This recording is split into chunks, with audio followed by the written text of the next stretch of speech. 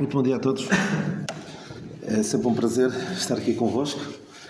E eu costumava dizer em tempos que preferia que me chamassem Jovem Daniel, mas agora sou irmão Daniel, mas quase que diria que preferia Amado Irmão Paulo, não é? Porque o meu nome é Paulo, mas é assim que o apóstolo Pedro o trata, depois de até terem tido uma não pequena desavença alguns anos antes. Eu quero falar-vos hoje, vocês podem estar a pensar, do que é que o Daniel se lembrou de vos falar hoje. Das últimas vezes que aqui estive convosco, falei-vos de temas assim um pouco mais difíceis de falar, tanto que quase ninguém fala sobre eles, como estas questões que nos estão a atacar da ideologia de género, das alterações climáticas e da perspectiva que o mundo dá. Mas hoje vou mudar um pouco de assunto e vou falar no seguimento de algo que vos falei há 2 anos e também no ano passado. Não, há 2 anos, sim, há 2 anos.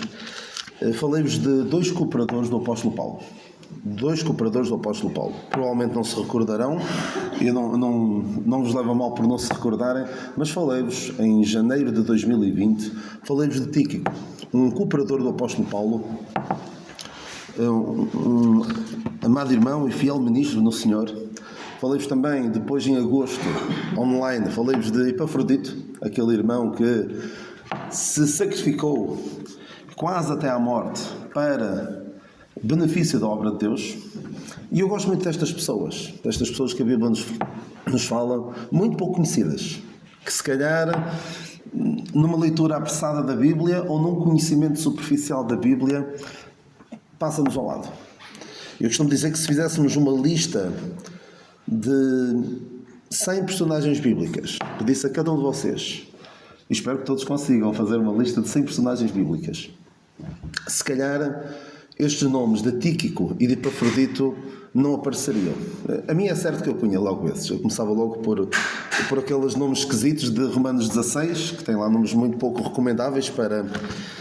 podem crer que era logo Trifena, Trifosa, Pérsida, Staquis e Flegonte, esses nomes esquisitos. Começava logo por esses. Mas numa lista de pessoas que nós nos lembremos, provavelmente Tíquico não apareceria, provavelmente Epafrodito não apareceria, provavelmente não apareceria Onesíforo, o nome ainda menos conhecido na palavra de Deus, mas de certeza, se pedissem a Paulo para fazer uma lista de 10 pessoas que lhe fossem muito queridas nos dias antes da sua execução, tenho quase certeza que Onesíforo estaria lá.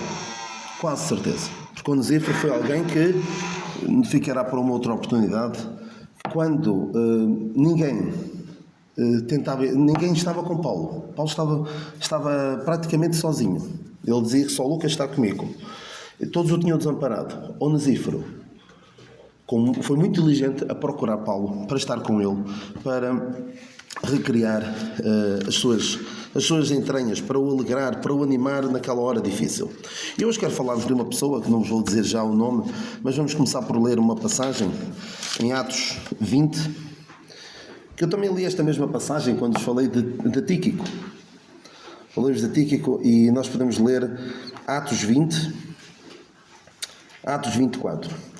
Mas é bom que nós saibamos que a obra de Deus é feita maioritariamente por pessoas que não são muito conhecidas, não são muito lembradas até. Não são lembradas por muitas pessoas. Poucas pessoas daqui a 100 anos saberão o meu nome sequer. Talvez se o YouTube ainda existir se ainda existir o YouTube e a internet como nós a conhecemos, talvez apareça lá e numa pesquisa pelo meu nome até aparece alguma coisa na internet, talvez dê para saber alguma coisa sobre mim, mas poucas pessoas se lembrarão de nós. Mas podemos influenciar, como penso que já vos disse, nós podemos influenciar um grupo muito restrito de pessoas. E, para bem, já alguns vão ficar famosos. Daqui a 100 anos, se o Senhor não vier antes, e se o mundo existir ainda como nós o conhecemos, quase toda a gente vai conhecer o nome de Putin.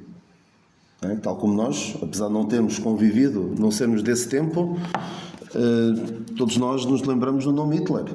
E provavelmente muitos se lembrarão deste nome, de uma pessoa que tanto mal tem feito a tantas pessoas. Mas pessoas com nomes pouco sonantes, com uma ação aparentemente pouco decisiva, podem ficar para a história, como é o caso de Tíquico que nós vimos outra vez e de outra pessoa que nós vemos nesta passagem. No entanto, estas pessoas eram pessoas que estavam pouco preocupadas em ficar com um nome para a história, mas ainda assim o Senhor permitiu que ficassem. Então vamos ler esta passagem, depois vamos voltar a ela, e lemos assim, em Atos 20, versículo 4. E acompanhou até a Ásia Sópater de Bereia, e os de Tessalónica Aristarco e Segundo, e Gaio de Derbe, e Timóteo, e os da Ásia, Tíquico e Trófimo. Avancem só, virem a página só, e temos agora Atos 21, 29. Se calhar poderiam tentar adivinhar de quem é que eu vou falar, mas agora com esta passagem provavelmente vão saber. Atos 21, 29. Porque tinham visto com ele na cidade a Trófimo de Éfeso, o qual pensavam que Paulo introduzira no templo. Agora é claro de quem é que eu estou a falar de Trófimo.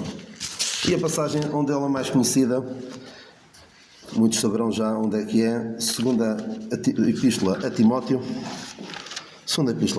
4, versículo 20. 4, versículo 20.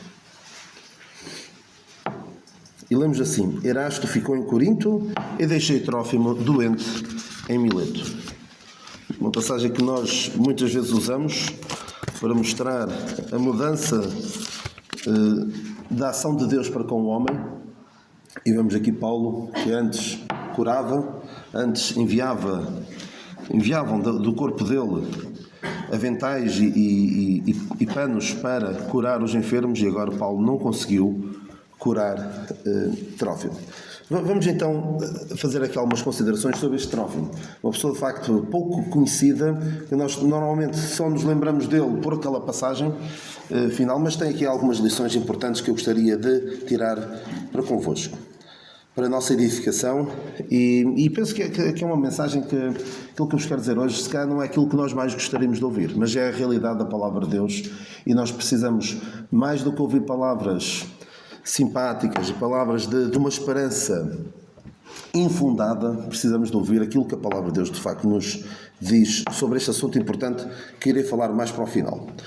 Então nós vemos aqui, este Trófimo tem o significado de nutritivo ou nutrido, e de facto nós vemos aqui pela experiência de Trófimo alguém nutrido espiritualmente, firme do ponto de vista espiritual, e que por essa razão poderia nutrir outros, ou seja, poderia alimentar outros, era no fundo um canal das bênçãos de Deus, recebia as bênçãos e passava para os outros, e vemos isso na experiência dele. E esta passagem, apesar de parecer que não diz muito o que é que aconteceu aqui a Paulo, tinha acabado de passar por uma situação bem difícil em Éfeso, onde o queriam matar, e depois os efésios, não os crentes efésios, mas os pagãos efésios, porque ficaram muito ofendidos e muito preocupados com o progresso do Evangelho naquela cidade, e queria dar cabo da grande figura da mitologia grega, que é a falsa deusa Diana,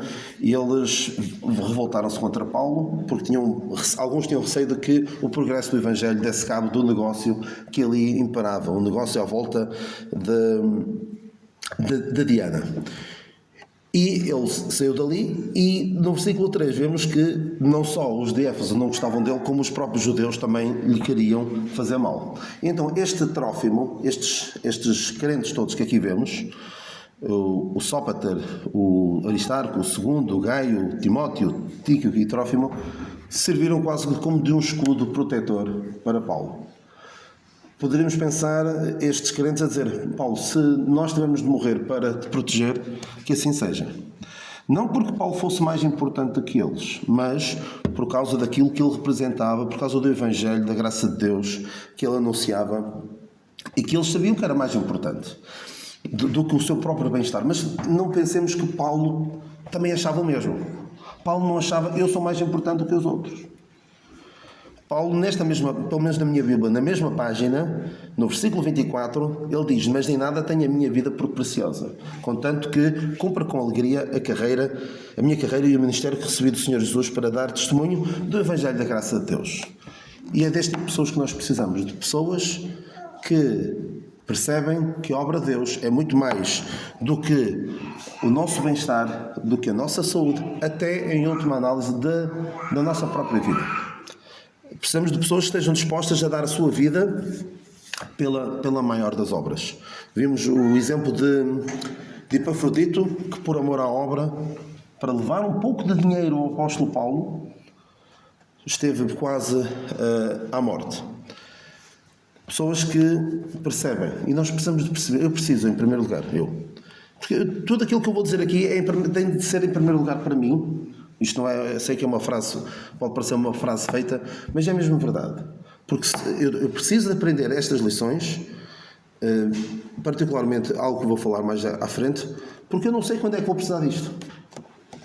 E é bom que nós aprendamos as coisas, a verdade da palavra de Deus, antes de precisarmos delas, antes de precisarmos de nos apropriar delas. Porque se nós temos de aprender as lições da vida espiritual da pior maneira, não será bom para nós. Então estas pessoas estavam dispostas a tudo.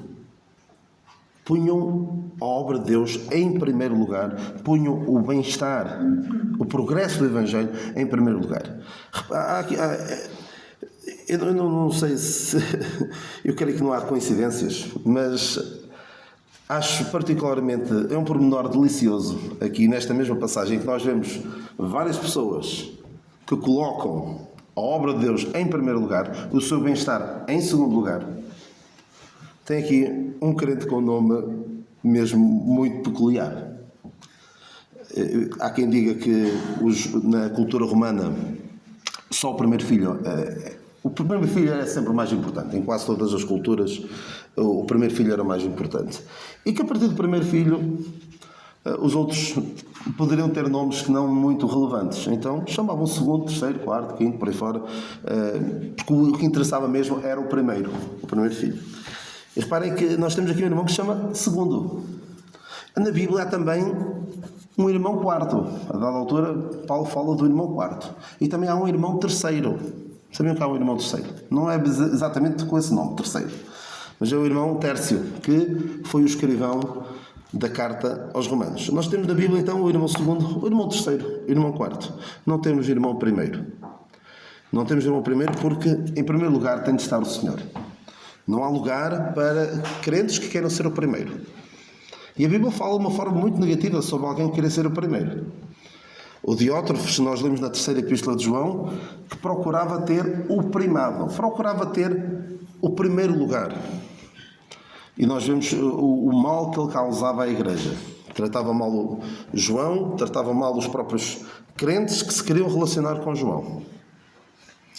E nós também nos lembramos daqueles que amavam os primeiros lugares, dos escribas e dos fariseus. E a Bíblia não é nada meiga em relação a eles. Portanto, não há lugar na igreja, não há lugar na obra de Deus para pessoas que querem ser os primeiros. Aqueles que põem as suas prioridades, os seus interesses, a sua vida, e tudo isto é legítimo, mas aqueles que põem isso em primeiro lugar não vão ser tão proveitosos, não vão ser tão úteis na obra de Deus como certamente seria desejável. Acabaram por ser um pouco como Demas, quando nós lemos que, mesmo perto daquela passagem que lemos há um bocadinho, que Demas me desamparou amando o presente século. Demas foi tratado da sua vida, é legítimo. Chegou uma altura em que Demas percebeu, ou pensava ele, que isto do Evangelho está por meses, ou por anos, na melhor das hipóteses. E eu estou aqui a hipotecar o meu futuro por algo que eu nem sei se vai continuar ou não. Paulo está preso. Não tarda muito, ele vai morrer. Estão todos a abandoná-lo. E eu estou a apostar em algo que não tem futuro. Deixa-me tratar da minha vida. Mas a obra de Deus precisa destas pessoas que percebem que a obra está em primeiro lugar. Ora bem, passagem seguinte, eu vou só mencionar muito rapidamente para Atos 21 e 29, mas antes disso um pensamento que depois vai encaixar naquilo que vou falar mais à frente. Trófimo, penso eu, percebeu bem cedo que a obra de Deus está em primeiro lugar. Caso contrário, qual seria o seu espanto quando, a dada altura, Paulo lhe disse: olha, Trófimo, eu já não posso fazer nada por ti. Eu vou continuar caminho e vais ficar aqui, doente, eu já não posso fazer nada por ti. E deixou então em Mileto, que pelo que pude apurar, era na altura um centro de bons cuidados médicos. Então, Trófimo, vou chegar aqui, entregue a alguém que pode cuidar de ti. Eu já não posso fazer nada, mas a obra de Deus tem de continuar. E se Trófimo pensasse que a obra de Deus girava em seu redor, teve de aprender a lição que não é assim, teve de aprender que não é assim da pior maneira. Porque, como dizem os americanos, show must go on, o espetáculo tem de continuar, mas neste caso o Evangelho tem de continuar. E mesmo Paulo percebia que o Evangelho não girava em torno de si, não era o centro do Evangelho. Por isso ele se preocupava tanto em passar esta mensagem aos outros e preocupava-se em dizer a Timóteo para ensinar a outros que fossem capazes de ensinar a outros para que o Evangelho da graça de Deus pudesse continuar para as gerações seguintes. Então, nós aqui em Atos 21, nós lemos aqui um episódio quando Paulo chega a Jerusalém e houve aqui uma situação bem complicada que levou até à prisão de Paulo. Foi uma desculpa, por assim dizer, porque os judeus viram Trófimo com Paulo em Jerusalém. E Trófimo era gentio, não era judeu. E estava-lhe vedado entrar no templo. E então diz aqui o qual pensavam que Paulo introduzira no templo. Ou seja, vemos aqui que o inimigo das nossas almas e estes judeus, por seu instigados pelo inimigo das nossas almas, mas no fundo Deus conduziu todas as coisas para que Paulo fosse para Roma, porque o Senhor queria que Paulo fosse para Roma, mas houve aqui uma ação de forma a que Paulo se visse envolvido numa grandalhada. E a desculpa foi Trófimo, porque Paulo não chegou a introduzir Trófimo no templo. Paulo não tinha esse cuidado, Paulo respeitava os judeus, amava muito os judeus e não iria servir de escândalo desta forma. Mas vemos aqui duas coisas importantes, que por vezes os nossos amigos, aqueles que nos são mais próximos, podem ser usados maldosamente para nos causar mal a nós ou ao Evangelho. Temos de estar alerta para isso, porque quando nós procuramos fazer o bem, pode alguém usar as nossas amizades, os nossos relacionamentos para causar dano a nós ou à obra de Deus. Mas, principalmente, a lição mais importante aqui é, numa altura em que era difícil estar com Paulo, porque Paulo tinha dito em Atos 20, eu sei que me esperam prisões e tribulações. E Trófimo sabia disso. Trófimo sabia que a situação não ia ser fácil. Mas ainda assim, numa altura onde não era nada fácil estar com Paulo, ali estava Trófimo com ele. Trófimo, se fosse como eu, provavelmente iria querer estar com Paulo em Éfeso.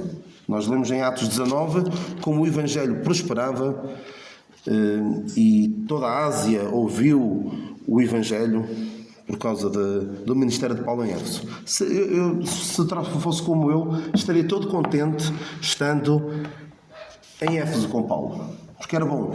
Eram os tempos da prosperidade do Evangelho. Mas agora, que era difícil estar com Paulo, que Paulo até acabou por ser preso e até queriam matá-lo. No versículo 31 lemos aqui, procurando eles matá-lo. Ali estava Trófimo. Nos momentos difíceis, ali estava Trófimo. Trófimo é bem diferente daquilo que foi no início da sua vida João Marcos. João Marcos quis muito acompanhar Paulo e Barnabé na sua primeira viagem missionária, mas ainda antes começassem a surgir as dificuldades, voltou para uma zona para um lugar mais confortável, voltou para a casa da sua mãe. Trófimo era diferente. Trófimo era como o Marcos, anos mais tarde, que quando Paulo estava sozinho na prisão, foi, penso eu, que terá sido levado por Timóteo para perto de Paulo. Ou seja, na altura em que era difícil estar com Paulo, em que ele estava preso, creio eu que Paulo diz, traz Marcos porque é muito útil para o ministério. Ali estava Marcos, na altura em que era difícil. E também é diferente daquele Demas que, quando as coisas começaram a não ser tão favoráveis, lá foi ele tratar da sua vida. Portanto, a lição que eu quero tirar aqui principal é que este Trófimo não só estava com Paulo nos tempos em que era fácil estar com Paulo em Éfeso, mas depois também quando Paulo passou por adversidades, em Atos 20, em que o queriam matar, e Atos 21, que também o queriam matar. Paulo realmente tinha muitas dificuldades em fazer amigos. Em Éfeso queriam matá-lo. Depois os judeus queriam matá-lo. Cada página que a gente vira queriam matar Paulo, queriam matar Paulo, queriam matar Paulo. E isto porquê? Porque Paulo, apesar de ele dizer fiz-me tudo para com todos, para poder salvar alguns, Paulo fazia isso, tentava encontrar pontos de contacto com as pessoas para lhes chegar com o Evangelho. Vemos isso a fazer de uma forma notável com o rei Agripa. Sabia que ele conhecia a lei e os profetas e ele tenta estabelecer ali algum ponto de contacto para lhe pregar o Evangelho. Mas ainda assim, as pessoas não gostavam de Paulo. Porquê? Porque ele pregava o Evangelho que não é segundo os homens. Não prega uma mensagem agradável, aprazível aos ouvidos. E por falar em mensagem que não é aprazível aos ouvidos, vamos para a parte final, que de facto não é aquilo que a gente gostaria de ouvir, não é? Nós vemos então, naquela última passagem, Paulo a dizer que deixei Trófimo doente em Mileto. E é tão extraordinário como Paulo não escondia. Paulo dava-se a conhecer. Eu penso que falei disso quando vos falei de Tíquico. Paulo dizia a dada altura, eles vos farão saber do meu estado. Ou seja, Paulo abria-se, não se escondia, não dizia vocês não têm nada a ver com a minha vida. Claro, ele dava-se a conhecer. E aqui, se Paulo fosse como eu, ele diria, Erasto ficou em Corinto e Trófimo em Mileto. Para que é que ele foi dizer doente? O que é que a gente ganha com isto? Que benefício nos traz ele dizer que deixou Trófimo doente em Mileto? Beneficia alguém? Ele fica mal visto. Não é? Trófimo também não fica bem visto. Se calhar alguns vão dizer, olha, falta de fé. Alguns poderão dizer que Paulo deixou Trófimo doente em Mileto porque Trófimo não tinha fé suficiente para ser curado. Não é? Mas vemos aqui como a Bíblia é brutalmente honesta. E Paulo era brutalmente honesto. Não escondia as suas fraquezas, não escondia as dificuldades pelas quais ele passava. Nós lemos em Romanos, penso que é Romanos 6 ou 7, ele fala de o bem que quero fazer não o faço, mas o mal que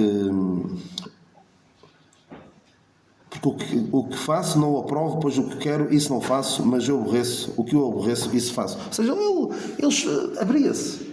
Porquê? Para nosso benefício.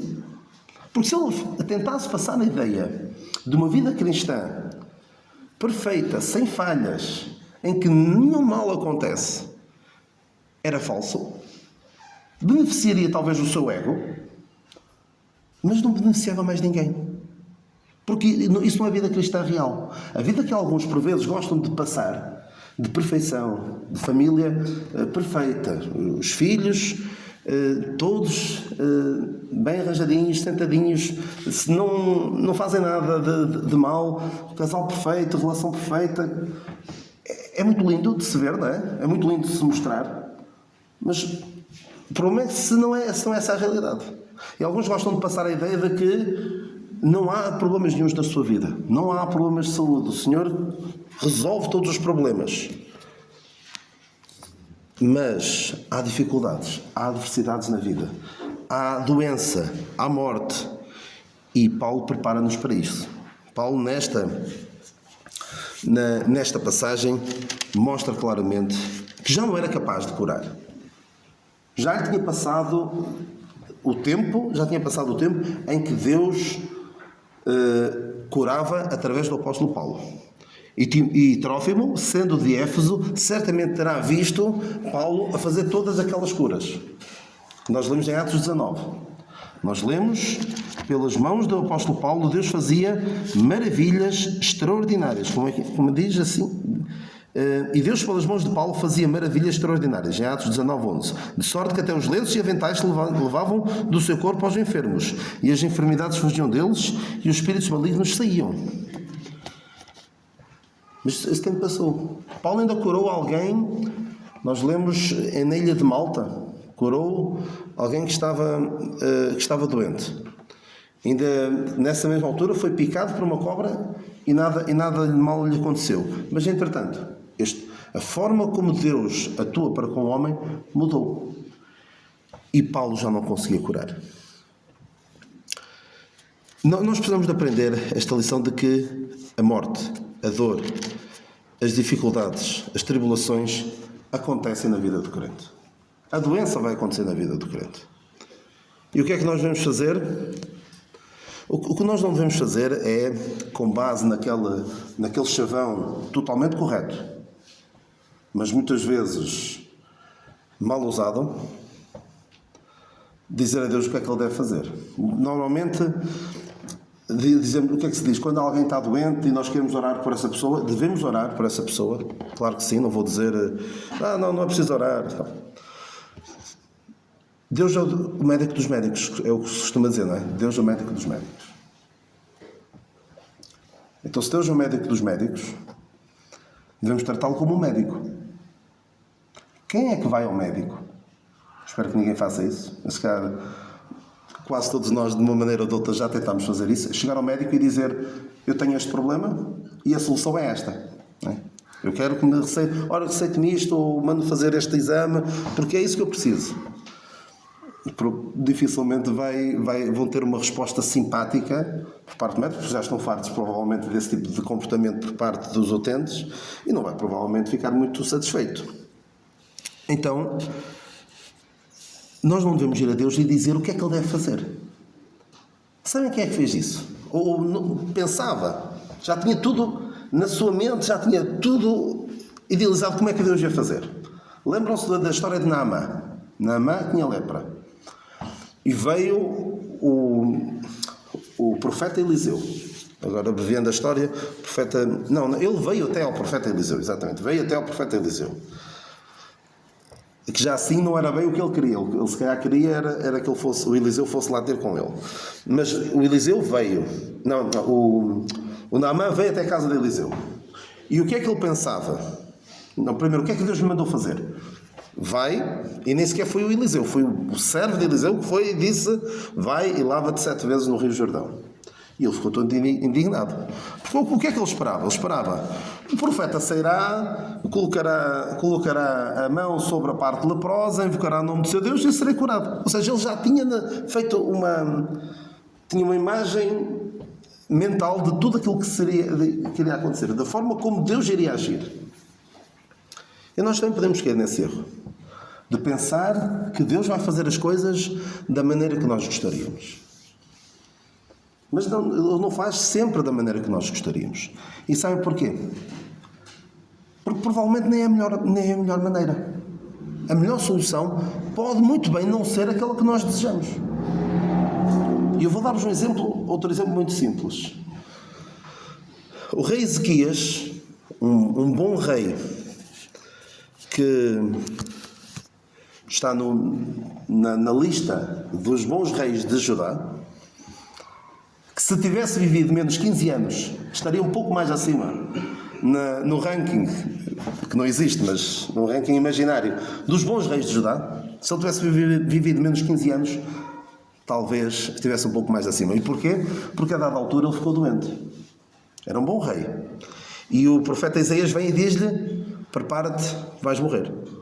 Põe a tua casa em ordem, porque vais morrer. Ele estava doente e iria morrer. E ele vira-se para a parede e ora a Deus e diz, eu tenho sido tão fiel para contigo, poupa-me.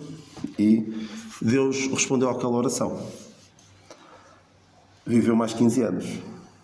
E 2 coisas aconteceram nesses 15 anos. Alguns já saberão bem, mas por amor também aos que não sabem, ele teve um filho. Certamente alegrou, olha, o Senhor concedeu-me mais estes anos e teve um filho. O pior rei que Judá conheceu. Um rei tão mau, que a Bíblia diz que fez coisas piores, ele fez errar a nação de Judá mais do que as nações que Deus tinha expulsado para entrar lá o povo de Israel, os cananeus, que ofereciam filhos em sacrifício aos seus ídolos. E este filho de Ezequias, o Manassés, também fez isso com o filho seu.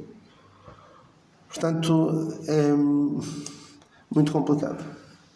Muito complicado. Nós queremos dizer a Deus o que é melhor, porque não sabemos. E além disto, dos 15 anos, recebeu uma visita traiçoeira de embaixadores da Babilónia, que na altura não era o império no qual se tornou, e Ezequias mostrou-lhe tudo o que tinha lá. Mostrou-lhe, ou seja, basicamente eles vieram fazer com esta visita, os babilónios conseguiram criar um plano de ataque a Jerusalém. E assim, anos mais tarde, Jerusalém foi levada cativo, Judá foi levada cativa para a Babilónia. Portanto, nós não sabemos o que é melhor. E nós temos duas passagens muito interessantes sobre isso. Nós lemos na Palavra de Deus que nós não sabemos pedir como convém. Não sabemos pedir como convém. Por isso o Espírito ajuda nas nossas fraquezas. E a Bíblia diz também que Deus... eu não sei como é que isso se chama do ponto de vista gramatical, nem sei se está correto do ponto de vista gramatical. Em Efésios 3:20 diz assim: ora, aquele que é poderoso para fazer tudo, muito mais abundantemente além. Reparem aqui nisto, tudo muito mais abundantemente além. Eu não sei se isto está bem traduzido, se é assim no grego, mas está aqui a reforçar 5 vezes. Tudo muito mais além. Não, tudo muito mais abundantemente além daquilo que pedimos ou pensamos, segundo o poder que em nós opera. Deus tem, de certeza, melhor do que o melhor na nossa imaginação. Pode não ser aquilo que nós gostaríamos. Mas o que é que ele prescreve? Vamos ver qual é a receita de Deus quando nós passamos por uma situação difícil, quando passamos por uma situação de doença, quando vemos os nossos entes queridos doentes. Não façamos o que Naamã fez, de idealizar já o que é que Deus vai fazer. Não façamos como fez o rei Ezequias: livra-me desta situação, eu não quero isto. Vamos ver o que é que Deus promete. Em 2 Coríntios 12, às vezes faço a pergunta: onde é que vemos Paulo orar por saúde? Quantas vezes é que Paulo orou por saúde? 3. Tanto quanto a gente sabe. 3 vezes. E a resposta de Deus, porque ele tinha um espinho na carne. E depois lemos no versículo 8. 2 Coríntios 12, 8. Acerca do qual 3 vezes orei ao Senhor para que se desviasse de mim. E disse-me: a minha graça te basta, porque o meu poder se aperfeiçoa na fraqueza. De boa vontade, pois me gloriarei das minhas fraquezas, para que em mim habite o poder de Cristo. Pelo que sinto prazer nas fraquezas, nas injúrias, nas necessidades, nas perseguições, nas angústias por amor de Cristo. Porque quando estou fraco, então sou forte. Deus promete, é certo, é graça. Deus promete dar-nos graça para passarmos pela situação, para ultrapassarmos a situação. Pode ser cura. Pode até fazer com que se desvie de nós. Pode, mas não é garantia. Agora, o que é garantido é a graça de Deus, ou seja, Ele dar-nos força, dar-nos capacidade para ultrapassarmos a situação. A uns pode ser com a cura, a outros pode ser com a doença. Porque se nós formos a dizer, reparem o quão cruel até é para aqueles que passam por doença, passam por dificuldade e veem que aquilo não passa, como é que são de sentir? Hão de sentir, sabem como quem? Como aqueles sinceros, pentecostais, que vem toda a gente a falar línguas, menos eles. Ficam a pensar: mas então o Espírito de Deus atua neles e não atua em mim? Há de acontecer isso. Então toda a gente tem uma vida cristã perfeita, com saúde, menos eu. Deus promete graça. E para ultrapassarmos as situações. Eu vou contar-vos uma situação que alguns poderão até ter presenciado e não estou aqui a entrar em nenhum pormenores que não sejam públicos e não vou falar de mal de ninguém, atenção, não vou falar mal de ninguém. Se eu para aqui falar mal de alguém também poderia perguntar, mas o que é que isso significa? Não é? Há uns anos, há um ano e pouco, num dos cultos online que se fazem, houve um irmão que pregou num culto e falou principalmente sobre a sua experiência de um problema de saúde grave que tinha, que tinha insuficiência renal e precisava de um rim. E deu o seu testemunho admirável como o Senhor foi bom ao permitir que aquele rim que lhe foi transplantado tivesse sido aceito pelo seu organismo e hoje vivia de uma forma com mais qualidade de vida do que se não tivesse aquele rim. E graças a Deus por isso, nós alegramos-nos com essa situação. Nesse mesmo culto estava uma pessoa que alguns de nós conhecemos, que é insuficiente renal, que também já levou um transplante de rim, mas não foi aceito pelo seu organismo. E contou a sua experiência. E foi extraordinário como ele tem dia todos os dias fazer hemodiálise e o Senhor dá-lhe a graça de mesmo no meio daquela situação. Ele diz que até dorme durante a hemodiálise. Eu não faço ideia de como é que é esse tratamento, mas não é nada agradável. Ele até consegue dormir. E, tal como um é capaz de dizer Deus é bom, porque me permitiu que eu ficasse curado desta insuficiência renal, o outro, a quem Deus não lhe deu essa graça,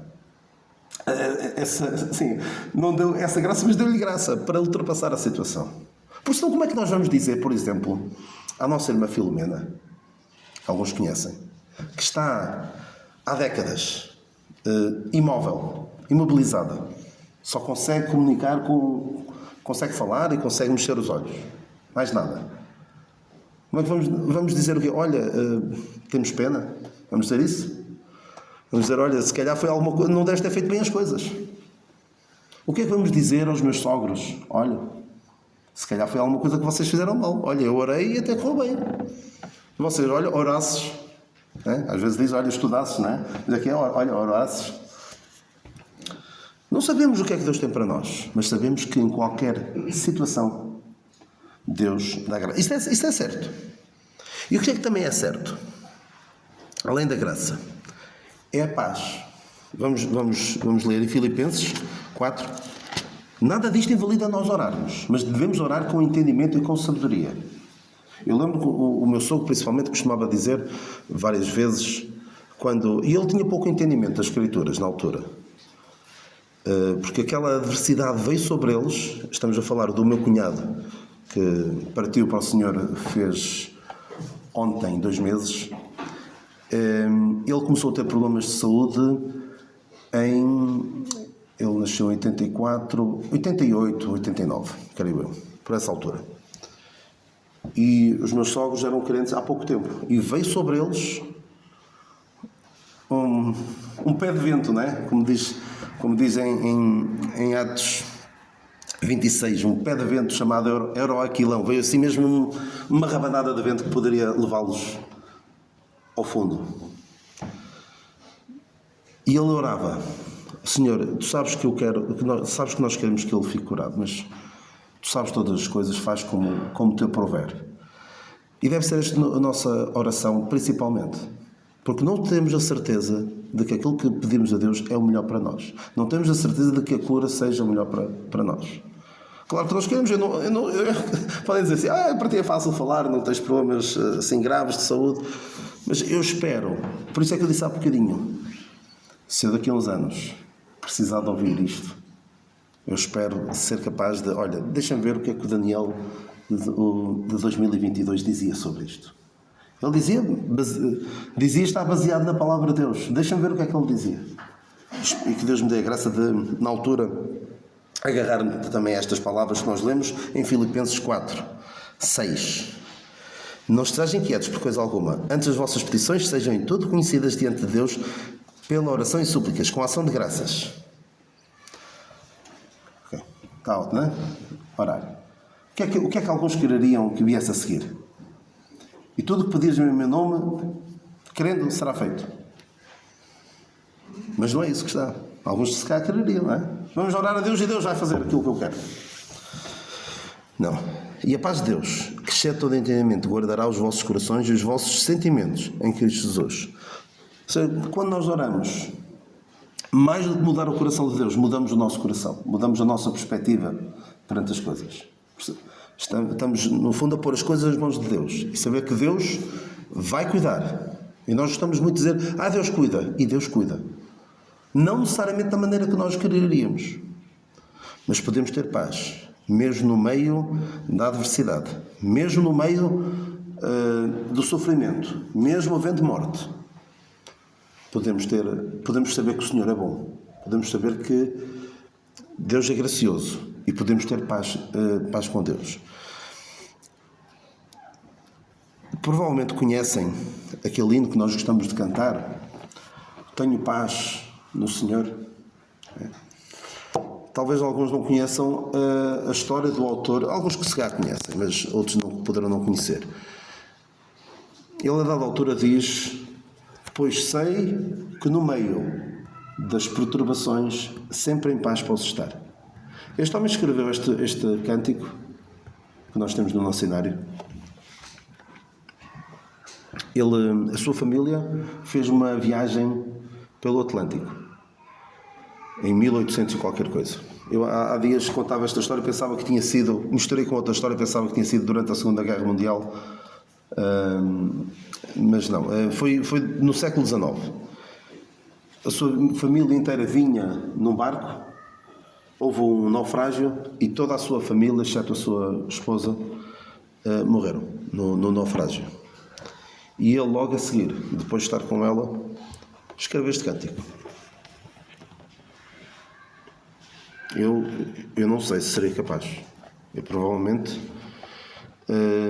não tendo a firmeza que este irmão tinha, o nosso irmão Horatio Spafford, eu provavelmente poderia, não sei se seria melhor do que alguns que se voltam com Deus.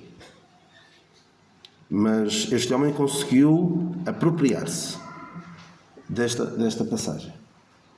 Conseguiu apropriar-se da graça de Deus, da paz de Deus, que é garantido que Deus dá sempre. Mas Deus, em certas situações, Deus cura. Não é? Deixem-me só fazer aqui uma pequena analogia, uma pequena comparação. Eu disse que a receita de Deus é graça e paz. Graça e paz é o quê? Na palavra, nas epístolas de Paulo. Graça e paz. Para onde é que aparece sempre? Na introdução, na saudação. Não é? Paulo saúda sempre com graça e paz. Graça e paz. Graça e paz. E há algumas situações, muito pontuais, onde ele acrescenta uma outra coisa. O que é? E em que epístolas? Nesta epístola de Timóteo ele tem isso. Graça, misericórdia e paz.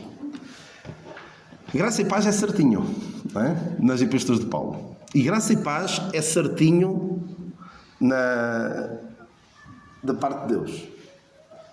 Mas em certas situações, como aquela de Epafrodito, Deus apiadou-se dele. Deus teve misericórdia dele. Misericórdia no sentido de lhe poupar a vida. O poupar daquele momento de morte. Atenção, se bem que Deus, por vezes, ao levar-nos, ao levar aquele nosso ente querido, também está a ser misericordioso. Mas penso que me entenderão quando Paulo diz ali, em Filipenses 2:27, e de facto esteve quase à morte, mas Deus se apiadou dele. Eu agora não tenho bem certeza, mas penso que a expressão no original de apiadou é da mesma família de misericórdia que ele usa nas epístolas. Isto para vos dizer que Deus promete graça e paz. Não é garantido que vamos ter aquilo que gostaríamos, aquilo que pretendemos. E digo-vos uma coisa, isto é uma mensagem, que embora não seja a coisa mais animadora, não é? É a realidade. E nós não devemos fazer com que a nossa fé em Deus seja uma versão, deixem ver se eu digo sem ser ofensivo, uma visão cristianizada e pouco informada, pouco inteligente daquele chavão de há 2 anos que me irritava solenemente. O que é que toda a gente dizia há 2 anos? Vamos todos ficar bem. Não é? Vamos todos ficar bem. Havia pessoas a morrer todos os dias, não é? Pessoas a ficar sem emprego, pessoas a ficar... há certas consequências que muitos ainda não recuperaram totalmente. Não é? Se há alguma coisa do género, em relação a todos, que nós podemos dizer... Desculpem lá, se o Senhor não vier antes, vamos morrer todos. Todos vamos morrer, se o Senhor não vier antes. E a questão é, será que eu estou preparado, não é? As pessoas estão a dizer, vamos todos ficar bem. Ainda está por isso. E se calhar, em muitas casas, e se calhar casas onde depois morreu gente, lá estava aquilo. Não vamos ficar todos bem. Do ponto de vista que nós gostaríamos, não é? Do ponto de vista espiritual, eu lembro que na altura até fiz um vídeo, vamos todos ficar bem? Não sei, mas eu sei que sim. Eu sei que vou ficar bem. Porque mesmo que a morte me leve, eu sei que vou ficar bem. Mas não deixemos que o nosso cristianismo, a nossa fé, seja uma versão cristã, pouco cristianizada, muito pouco inteligente de vamos todos ficar bem. Vai correr tudo bem. Porque pode não correr. Pode não haver o desfecho que nós gostaríamos. E esta é a mensagem que nós precisamos de aprender, que Trófimo aprendeu, penso eu que aprendeu a tempo. Se não aprendeu antes, aprendeu quando olhou para Paulo. O quê? Vais-me deixar aqui? Sério? Depois de tudo o que eu fiz contigo? Vais abandonar-me? E Paulo a dizer, olha, tem de continuar o caminho. Mas certamente, pelo aquilo que nós vimos de Trófimo, ele já tinha percebido há muito tempo que o Evangelho era mais importante do que a sua saúde, do que o seu bem-estar. Nós precisamos de ouvir esta mensagem. Eu vou contar-vos uma experiência que não deve ser conhecida de vocês, quase certeza. Há uns anos houve, num encontro de jovens, houve alguém que contou uma experiência. Estavam a dar testemunhos de como Deus é bom. Então houve alguém que contou uma experiência de um familiar seu que tinha umas certas características. Falou do seu nome, falou da sua ocupação, da sua doença. Estes 3 pormenores eu não vou dizer quais eram, porque iria entrar em pormenores que poderia identificar alguma das pessoas. O seu nome, a sua ocupação, a sua doença, e o desfecho foi, ele foi curado. E a conclusão era, o Senhor é bom. O Senhor é bom porque passou por aquele sofrimento, mas ele sobreviveu. Graças a Deus o Senhor é bom. Estava presente alguém que tinha tido um familiar, mesmo nome, mesma ocupação e mesma doença. E ele também queria contar essa história. Essa pessoa também queria contar essa história.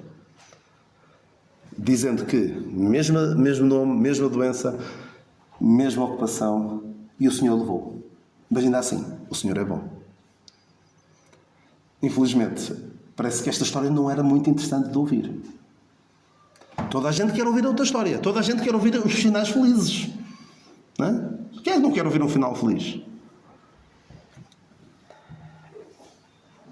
Mas nós precisamos de ouvir a história daquele jovem que o Senhor curou, mas também precisamos de ouvir a história daquele que o Senhor levou, porque muitas vezes a dada altura vai-nos acontecer a segunda história. E nós temos de estar preparados para os 2 desfechos. Temos de ouvir a história daquele nosso irmão a quem o Senhor lhe deu a graça do transplante de fígado ter sucesso, mas também precisamos de ouvir a outra. Porque não sabemos qual vai ser a nossa situação. Eu gosto de imaginar, e agora estou mesmo a terminar, o Marcos disse, o nosso amado irmão Marcos disse, o tempo, não devias dizer isso, As pessoas estavam a ouvir-te a dizer, ai não Marcos, não faças isso. Eu gosto de imaginar aqueles crentes que no primeiro século, principalmente no primeiro século, e mais tarde também, eram atirados às feras. Eram despedaçados, os seus corpos eram despedaçados enquanto oravam, enquanto cantavam hinos a Deus. Meramente por causa da sua fé. Eu quero imaginar. Primeiro, não quero imaginar que alguns deles fossem, o Senhor vai fechar a boca dos leões, como com Daniel, eu determino que... Não. Se algum deles era mais linha pentecostal, morreu triste e desapontado com Deus. Porque é esse o problema, as pessoas criam uma ideia errada de Deus, de como Deus age, e depois ficam desapontados. E depois revoltam-se. Mas eu quero crer que eles eram como Daniel e como os amigos de Daniel. Dizendo, Deus é poderoso para nos livrar. Mas se não nos livrar, fica sabendo ao Nero, ou o Tibério, ou outro qualquer imperador, nós não vamos negar o nosso Deus. Espero que tenha sido esta a atitude deles e espero que seja esta a nossa atitude. Porquê? Porque nós não sabemos quando é que a adversidade vem. Quando é que vem o dia mau. Quando é que vem a situação da adversidade. E nós não podemos fazer nada para impedir que isso venha. Eu costumo dizer que isto da adversidade... Eu já tenho usado esta analogia, até já usei esta analogia em relação a estas alterações sociais que vamos experimentando no nosso mundo, da ideologia de género e outras. Nós não podemos fazer nada para evitar. Isto é como uma onda que vem. É uma onda que vem, vai passar por cima de nós. Mas agora vou focar-me na adversidade. A adversidade, o dia mau, a doença ou qualquer outro problema vem. Nós podemos ignorar. Podemos ignorar a onda. E depois vamos com ela em cima sem estarmos preparados. Podemos desesperar com a onda. Deixar de viver a nossa vida por causa da adversidade que poderá vir. Podemos tentar parar a onda. Não vai resultar. Agora, o que é que podemos fazer? Podemos estar preparados. Podemos preparar para o embate. Para não certamente já levaram com uma onda em cima e não ficaram em pé. Mas se nós estivermos com os pés bem firmados, firmes, neste caso firmes na palavra de Deus, vem a onda da adversidade e nós poderemos estar firmes para resistir no dia mau. Espero que estas palavras possam ser proveitosas para vocês, para mim, também espero que sejam para mim, porque eu também preciso delas. Eu costumo dizer que, mesmo no meio das dificuldades pelas quais tenho passado, ainda assim eu costumo dizer, conhecem a expressão, se a vida te dá um limão, faz limonada, não é? Eu costumo dizer que a vida tem-me dado limonada, ou seja, não tenho tido tantas dificuldades, se calhar, como alguns de vocês, certamente. Mas que o Senhor me dê a graça de, quando vier o dia mau, quando vier a dificuldade, eu me lembrar, olha, deixa-me ver o que é que aquele rapaz em 2022 dizia sobre estes assuntos. E que o Senhor me dê a graça para, no dia mau, ficar firme e resistir. O Senhor nos abençoe.